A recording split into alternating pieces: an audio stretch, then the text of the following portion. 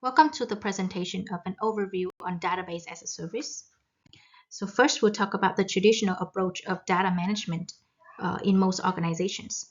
So in a traditional approach, when creating a new database, it's usually a long internal process and labor intensive, which involve multiple manual steps and also multiple people in the process. And even after creating a new database, the database management process is usually manually conducted by database administrator. So because of that, in the recent years, there has been trend in cloud migration by organizations which opt to other cloud computing services. So what exactly is cloud computing? In cloud computing, applications and resources are outsourced as services over the internet. And according to National Institute of Standards and Technology, cloud computing is a computing model for enabling ubiquitous, convenient, and on-demand network access to a shared pool of configurable computer resources. This includes networks, services, server storage applications that can be rapidly provisioned and released with minimal management effort.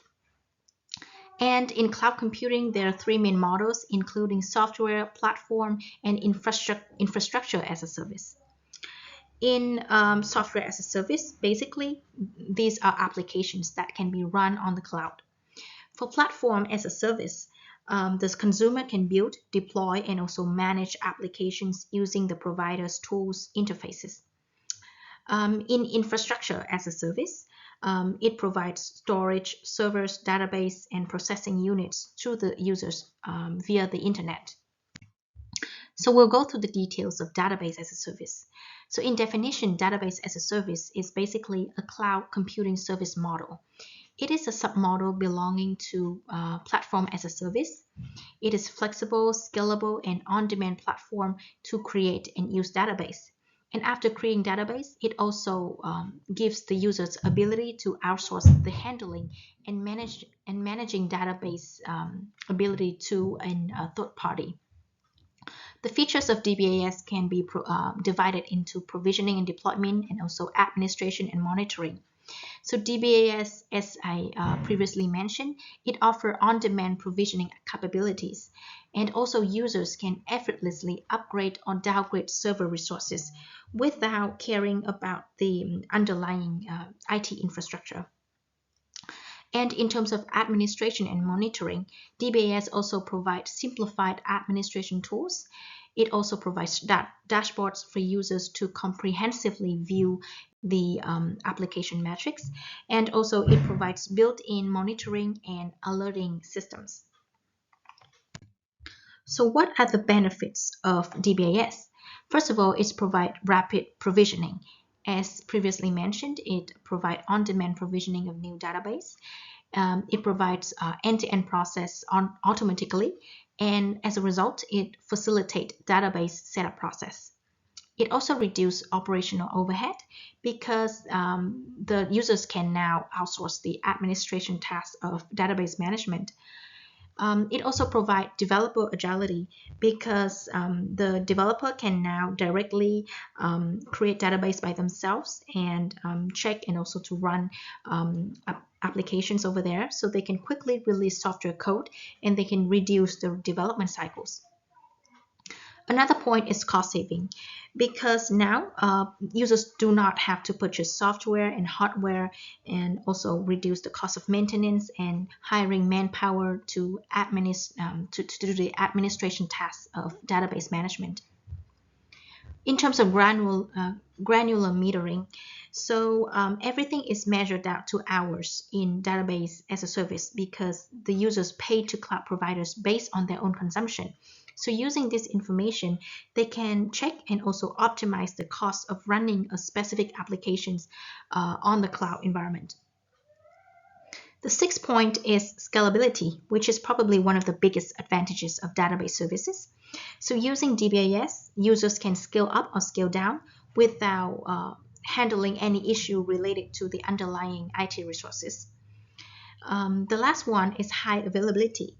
So in DBAS, there will be a public cloud with many data centers located in different locations. and data is replicated to these data centers. So as a result, it will increase redundancy in the event of a failure, ensuring that the system is available at all times. And also it will help reduce network latency because now the database nodes are sitting closer to the end user. Here are some of the challenges faced by DBAS. First, we can mention is data privacy and security of cloud services. We can divide that into confidentiality, integrity, and availability of data. So first, confidentiality means securing execution of queries generated by trusted clients. Using DBAS, there will be risk of vulnerabilities such as bugs, errors, and attacks from external entities. The second thing to be mentioned is that there will be risk of data tampering by malicious activities. This could pose risk in safeguarding data from unauthorized alteration, deletions, or fabrications, which can have severe consequences not only to just the customer but also to the service provider.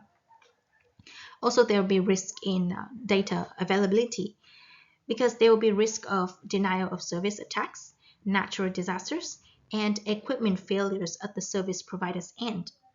If this happened, then the users will not get access to the data resources, and as a result, it can impact consumer applications negatively. The next point is performance optimization. Remember that even though DBAS providers offer performance monitoring tools, but organizations still must proactively manage and optimize their database to make sure that there's efficiency in the use of database. The last one to be mentioned is also a very important one is vendor lock-in, because when users use DBAS, they will be more reliant on a single cloud provider's technology implementation. That means that they will have they are more resistant to changes, and they have less flexibility when they want to change different provider. And as a result, that means that the service provider is in a more advantageous position in terms of pricing and also in other matters. So what are the future implications and recommendations? There are some research areas that can be delved into in order to improve the quality of DBAS. First of all, to mention is data privacy and protections. So there can be researches conducted to delve into the encryption methodologies or to strengthen access control or to come up with strategies to maintain data confidentiality. Another thing is enhancing performance. So there could be room for further research into inventive indexing techniques or query optimization algorithms, and people can also come up with strategies to further elevate the performance of DBAS services. In terms of data migration, there could be more research into enhancing in order to streamline the data migration procedure, to minimize the downtime during data migration, and also to guarantee that of data integrity when moving from an on-premise database to a cloud database. The last thing is for the implications, it's enhancing cost efficiency. So there could be research into optimization methodologies in cloud computing implementation and also operation to make sure that we can minimize the cost in implementing cloud databases. In conclusion, there can be a recap that DBAS is a transformative technology that offers organizations scalable, cost-effective, and flexible database solutions. But organizations must still address challenges of DBAS, such as security, vendor lock-in, and performance optimization to maximize the value of DBAS implementation. So looking ahead, there are innovations such as AI-driven management, serverless computing, edge databases, multi-cloud hybrid deployments, and blockchain integration. These innovations will provide database capabilities and address current limitations of DBAS further. So that's the end of the presentation. Thank you for listening.